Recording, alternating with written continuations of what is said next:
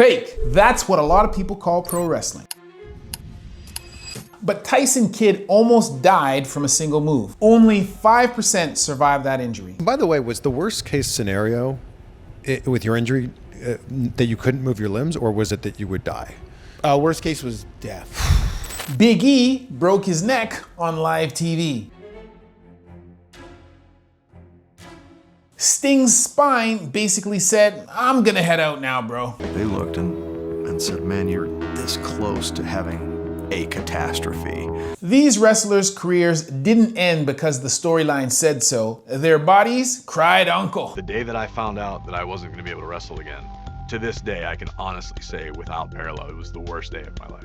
I'm Dr. Chris Raynor. I'm an orthopedic surgeon and sports medicine specialist. Today we're talking about 5 wrestlers whose bodies tapped out before they were ready. Tyson Kidd, Big E, Corey Graves, Jason Jordan, and Sting. And I'm gonna walk you through, as an orthopedic surgeon, what actually happened to them, what those injuries look like on the inside, why a one more match fantasy was medically a terrible idea, and what the data says about injury risk in wrestling versus other contact sports. All this to answer the big question, if it's scripted, why are the injuries so brutally real? Quick deal before we powerbomb your nervous system with anatomy. Returning viewers, do me a solid. Give the video a like and let me know about any wrestling injuries I may have missed in the comments. New viewers, welcome. Watch the video first. If you learn anything, join our army of intelligent interns learning about healthcare. Subscribe with notifications so you get alerted on the Sundays when I post content related to health and science. Let's get to 1 million subscribers together and have everyone arrive there smarter. If you like this breakdown, I've already done videos reacting to some wild WWE injuries and botched spots. I'll point you there later. And stick around to the end. I'm gonna give you my perspective as an orthopedic surgeon on how to avoid your own early retirement if you ever decide to become a pro wrestler. All right, the bell is rung. Let's lock up. Here's the roadmap. 5 careers, 5 different injury types, all ending the same way. Bodies saying no more before minds were ready. We're covering Tyson Kidd, high cervical spinal cord injury, 5% survival rate. Big E, C1 and C6 fractures, incomplete healing, can't return. Corey Graves, repeated concussions, brain tapped out. Jason Jordan, cervical disc herniation, radiculopathy, surgery ended the push. And Sting, spinal stenosis plus acute trauma, age caught up. And here's the tease. In about 15 minutes, I'm gonna show you which wrestling move the data says is actually most dangerous. Spoiler, it's not the flashy top rope stuff. It's the bread and butter takedowns done over and over and over. Also, by the end, I want you to answer this. What professional wrestling move do you think is most likely to injure an opponent? Pile driver, buckle bomb, top rope, anything? Think about that. We'll come back to it. But first, let's set the stakes with actual data. Let's start with some actual numbers, not just Twitter arguments. Most of the hard data we have is from amateur and collegiate wrestling, not WWE or AEW, but the mechanics are similar. Takedowns, throws, landings, neck loads, joint locks. In NCAA men's wrestling, overall injury rates sit around 8 to 9 injuries per 1,000 athlete exposures in NCAA wrestling. That's roughly 4 times higher than high school wrestling, which tracks at about 2 to 3 per 1,000. So as the intensity goes up, so does the risk. And here's a stat that should grab your attention. Wrestling has one of the highest rates of severe injury among all NCAA sports. The shoulder, head, and knee account for a large portion of injuries, which makes sense given how often wrestlers collide with each other and the mat. The neck, trunk, and elbow are also commonly involved. Most injuries are sprains and strains, but things can escalate. Fractures and dislocations do happen, especially in the shoulder and knee. That's also why the knee and shoulder are among the most common time loss injuries, keeping athletes out for weeks to months. If you gotta get surgery, you're not going back to the mat the next day, obviously. When researchers looked at what actually causes injuries, takedowns were number 1, responsible for just over a quarter of all injuries, especially during competition. Again, when intensity ramps up, so does injury risk. So if you ask, what move is most likely to hurt you in wrestling? It's not the flashy stuff. It's the basic takedown, where bodies collide, heads hit the mat, and joints get forced into awkward positions. On concussions, wrestling is considered a high-risk collision sport, with concussions making up around 7 to 8% of all injuries in some NCAA datasets, right up there with even ice hockey and football. So no, wrestling isn't safe just because the finish is scripted. The risk profile looks a lot more like other impact sports than people realize. And here's here's the thing. When the lights are on, the crowd is loud, and adrenaline is pumping, things can go sideways in ways no one expects. Now, let's zoom into 5 careers where the script ended early because reality stepped in.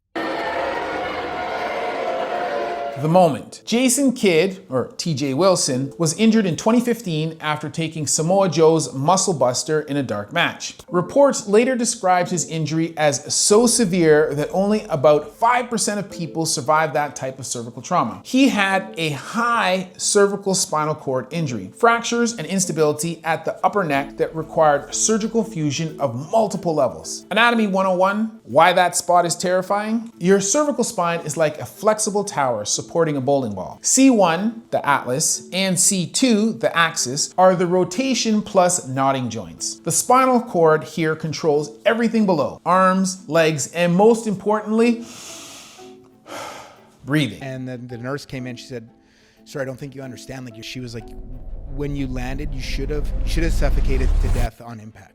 High cervical fractures can cause quadriplegia, meaning paralysis of all 4 limbs, respiratory failure, or death on impact. I just know that when we landed, I saw the whitest light ever. And I was like, oh man, I got concussed. And then my entire body just loses power. Oh no, I'm paralyzed right now. The muscle buster essentially loads the neck in flexion plus compression, like piling a car crash onto your vertebrae. So what's the pathology? What actually broke? In injuries like Tyson's, we often see a fracture or dislocation of C1 and C2 or C3, disruption of ligaments that hold the vertebrae stable, spinal cord contusion or bruise, or even compression. On MRI images, that can look like cord bruising, swelling, and sometimes areas of hemorrhage or bleeding. And so why was one more match a hard no? To keep wrestling at that level, Tyson would need full neck motion, tolerance for high velocity whiplash, the ability to safely take bumps where his neck is sometimes the first point of impact. I know they say never, but I've said never for the last 8 years. I can do like 99% of the move. I just can't do the actual bump. Yeah. And I'm sure maybe I could take a couple, but at what cost? A fused high cervical spine plus previous spinal cord injury equals if you re-injure that area, you may not walk again. That's not the be careful territory, that's your done territory. Tyson underwent surgical fusion with instrumentation. To this day, that probably remains the largest regret of my career. But there's nothing you could have done about it. Yeah, but I mean, that doesn't change things for Tyson. Screws, rods, and bone graft to lock unstable segments together. Mine's C1 and C2, the very top 2 vertebrae in your body. Mine are fused. This procedure stabilizes the spine, protects the spinal cord, but it reduces motion permanently. The goal shifted from return to bumping to preserve walking, preserve hand function, and control pain. Tyson did exactly what a lot of smart athletes do. He transitioned to a non-wrestling role as a producer or an agent, staying in the business without gambling his spinal cord again. I'll have the production meeting in the day. That's the first thing I do. Then get out of the production meeting. Then get with the talent. I always joke that you haven't really worked in WWE to put that headset on at least one time. It's crazy. Ladies and gentlemen. Moving on March 11th, 2022, Big E, Ettore Uwen, took an overhead belly-to-belly suplex at ringside, landing high on his head, and he immediately went limp. I know I didn't black out, I didn't lose consciousness, so I knew, all right, it couldn't be that bad. I'm still moving around, but I also knew not to get up and move. Later imaging of his neck showed a C1 fracture and C6 transverse process fracture. Miraculously, no spinal cord damage and no need for surgery. I can move all my digits. You see that? That's nice. That's always a good thing. Strength feels fine, but unfortunately, right now, they tell me my neck is broken. The mechanism here was a classic axial load to the neck, like a rugby scrum collapsing, but with concrete. Anatomically speaking, he had both C1 and C6 fractures. At the C1, these are often Jefferson-type burst fractures from compression. At the C6 level, this was a transverse process fracture involving the lateral or the side part of the bone, not the main weight-bearing body. That I eventually had a doctor's appointment a week or so later in Tampa, and they told me, if one of those bones had been displaced and wasn't able to heal like together, they would have had to probably fuse my neck. If one of those pieces floated off in a different direction, that means my spinal cord. So obviously we're talking about paralysis, we're talking about potential stroke, and we're talking about death. Even without displacement, these injuries tell us his neck took a massive load. The fact that the cord survived doesn't mean that the tissue wasn't stressed to the limit. The upside is right now I have no nerve issues, there's no tingling,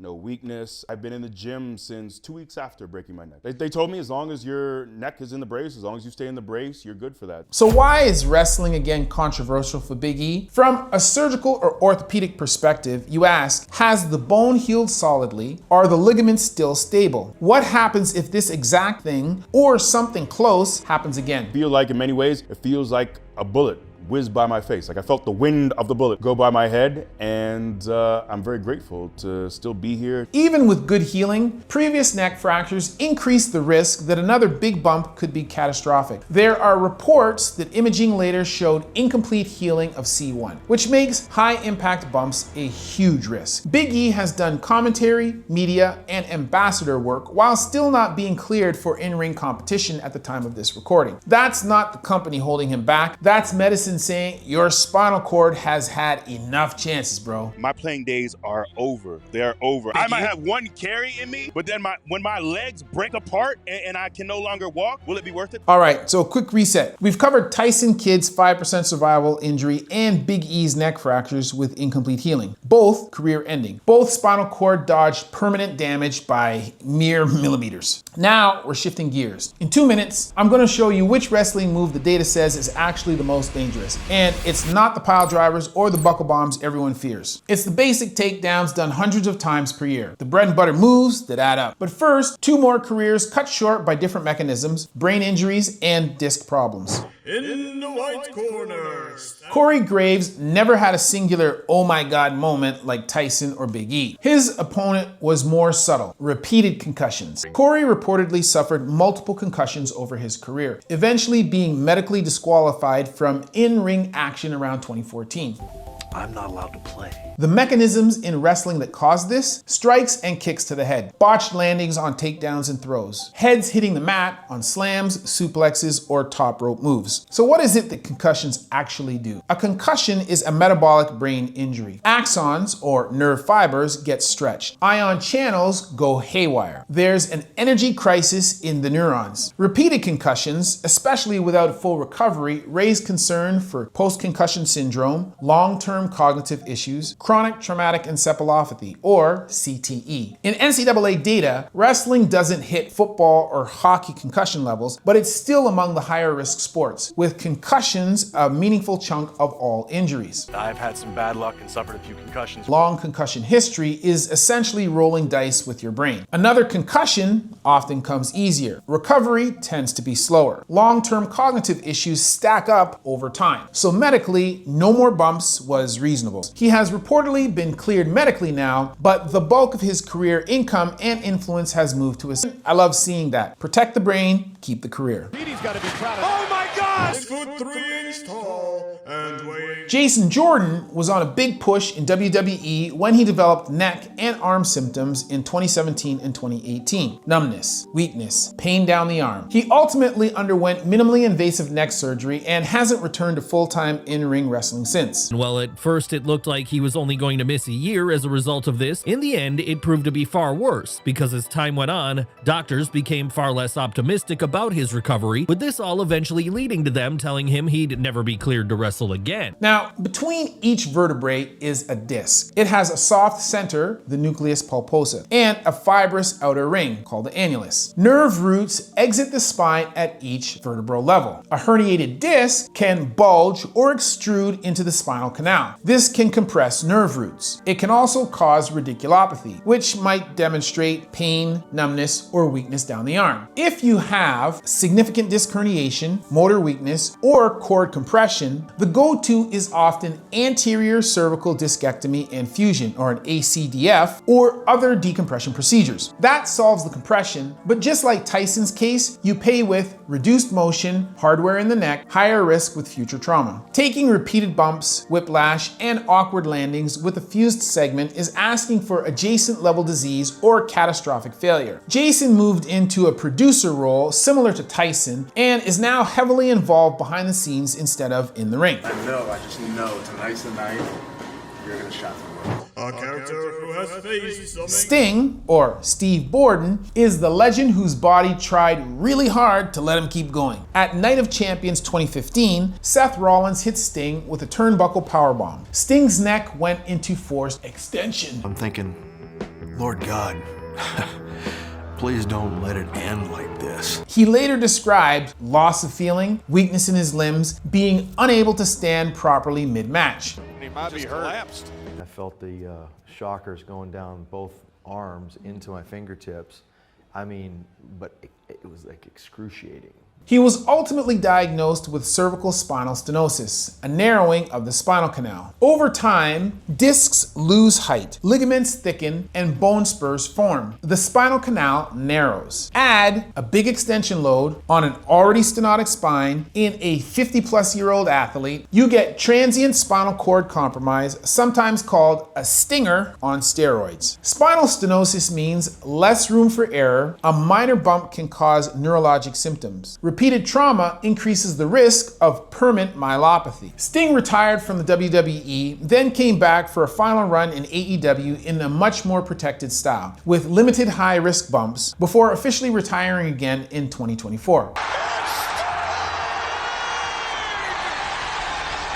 Medically, that's the only way you even consider coming back. Controlled matches, lower frequency, more smoke and mirrors, fewer car crashes. Now that we've talked stories, let's pull it back to the data and answer those big questions. Remember I promised to show you which move is actually most dangerous according to the data? Well, here it is. What are the most common causes of injury in wrestling? From epidemiologic studies in amateur and collegiate wrestling, takedowns and similar actions are the single most common mechanism, responsible for roughly 1/4 of all match injuries, and they're more likely to happen during competition than practice. Other frequent mechanisms: sparring in the neutral position, being thrown or taken down, contact with the mat. If you translate that to pro wrestling, high-risk moves are not just the flashy top rope spots. It's the bread and butter throws, suplexes, and slams done over and over that add up. From an epidemiologic perspective, the move type most linked to injuries is basically takedown or throw mechanics, not any single named finisher. Across wrestling injury studies, knee injuries, ligament sprains, meniscal tears, shoulder injuries, labrum, rotator cuff dislocations, neck and spine injuries, these tend to create the longest absences from competition due to instability and long surgical rehab times. So what injuries lead to the most surgical procedures? While there isn't a perfect surgery registry for wrestling, combining wrestling data with other collision sports, the most common surgical problems, while at the level of the knee, this includes ACL reconstruction, meniscus repairs. For the shoulder, labral repairs, a Bankart procedure, rotator cuff repairs in older athletes, and fractures, displaced forearm, hand, facial, and some spinal fractures needing fixation. In pro wrestling, you can add cervical spine surgeries such as disc decompressions and fusions like Jason Jordan and indirectly Sting, and chronic stenosis management. So which moves cause the most injuries or surgeries? Well, here's where the science hits a wall. There are no robust peer-reviewed data sets that say power bombs cause X injuries per 1,000 uses, super kicks cause Y. What we do know from amateur wrestling is takedowns and throws and neutral position exchanges are again the most injury-prone phases. If you want to be super nerdy, you could group moves by high angle landings on the head and neck, pile drivers, buckle bombs, risky suplexes, high velocity throws, German suplexes, top rope slams, strikes to the head, elbows, and kicks. And then say, those categories align with mechanisms we already know cause spinal injuries, concussions, and joint trauma in other sports. But scientifically, I cannot tell you move X is the top injury move in pro wrestling. The data just isn't there. So what wrestlers have caused the most retirements?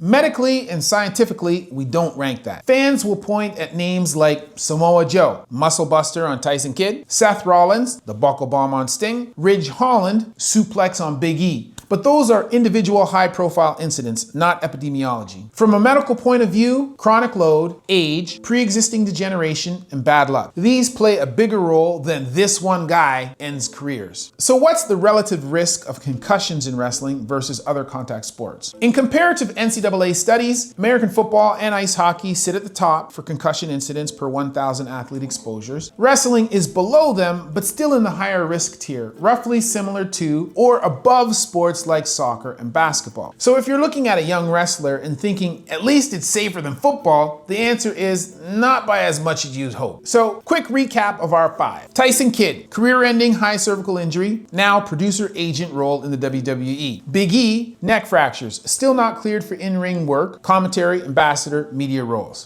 Corey Graves, multiple concussions, commentator, limited in-ring talk, even after clearance. Jason Jordan, cervical disc pathology and surgery, now producer. And Sting, cervical stenosis and acute trauma, limited protected return, then final retirement. These aren't failures, they're examples of athletes pivoting before their bodies take something that they can't get back. You might never take a buckle bomb, but you might be a backyard wrestler. You might roll BJJ, or you might be a gym rat who thinks you're indestructible. Let's talk about keeping your body from crying uncle early, especially your spine and tendons. Number 1, respect your neck. Train neck strength. Controlled isometrics in all directions 2 to 3 times per week. Avoid repeated high angle landings in training. Don't practice dangerous moves without proper coaching and progression. If you get numbness, weakness, electrical shock sensations down the arms or legs, that is not a grind through it territory. That is see a doctor territory. Number 2, treat concussions like boss fights, not side quests. Any head impact followed by headache, dizziness, confusion, vision changes equals stop. No same day return. Each concussion makes the next one easier. Protect your future brain, not just the next booking. Number 3, build tendon and joint capacity, not just muscle. This is where my Human 2.0 brain kicks in. To keep your tendons from tapping out, use heavy, slow resistance. 3 to 4 sets of 6 to 8 reps. 3 to 5 second controlled lowers, or eccentrics, 2 to 3 times per week for key areas: shoulders, knees, Achilles. Progress load gradually. Aim for less than 10% weekly jumps in total training load. Don't ignore warning pain. Morning stiffness, pain during or after specific movements, swelling around a tendon. These are your body's patch notes, not background noise. Number 4, periodize like a pro, not a meme. Grind 24/7 is not a training plan. Build off seasons and deload weeks into your year. Treat bumps and hard sparring as high intensity days, not daily warm-ups. Sleep, nutrition, adequate protein and hydration, and recovery days are performance enhancers, not optional fluff. Number 5, if you coach or promote, design safer chaos. If you're running a wrestling school or a promotion, limit high-risk moves to people with adequate strength and technical base. Drill safe falling and rolling more than flashy spots. Create a clear concussion and neck injury protocol. Understand that you're not just selling entertainment, you're managing occupational hazard for your workers. All right, so there you have it. Thanks for joining me in this therapy session for you and your tendons, ligaments, discs, and brain cells that will keep you doing what you love and out of my OR. Let's wrap it up with a roundtable analysis from you, the intern army. Question 1, what professional wrestling move do you think is most likely to injure an opponent? Pile driver, buckle bomb, top rope, anything? Drop your thoughts and your reasoning in the comments. Question 2, if you were a wrestler with a cervical spine fusion like Tyson Kidd, would you risk one more match if doctors said maybe? Or is the 5% survival stat enough to make you walk away? Number 3, should wrestling promotions be required to have stricter injury protocols like the NFL or NHL? Or is the independent contractor model too different? Drop your answers in the comments. I want to hear from you. Be sure to join my intern army and click on your notification to catch my weekly uploads. Paid members get early access and ad-free versions. Follow my gym, Human 2.0 Fitness, for free right here on YouTube, where we post content that helps you move better and prevent injury. Or its sister channel, Human at Home, where we show you how to be healthy in the space where you live. Otherwise, as always, that's been a word from Dr. Chris Raynor, not your everyday ortho, where we see one, do one, teach one.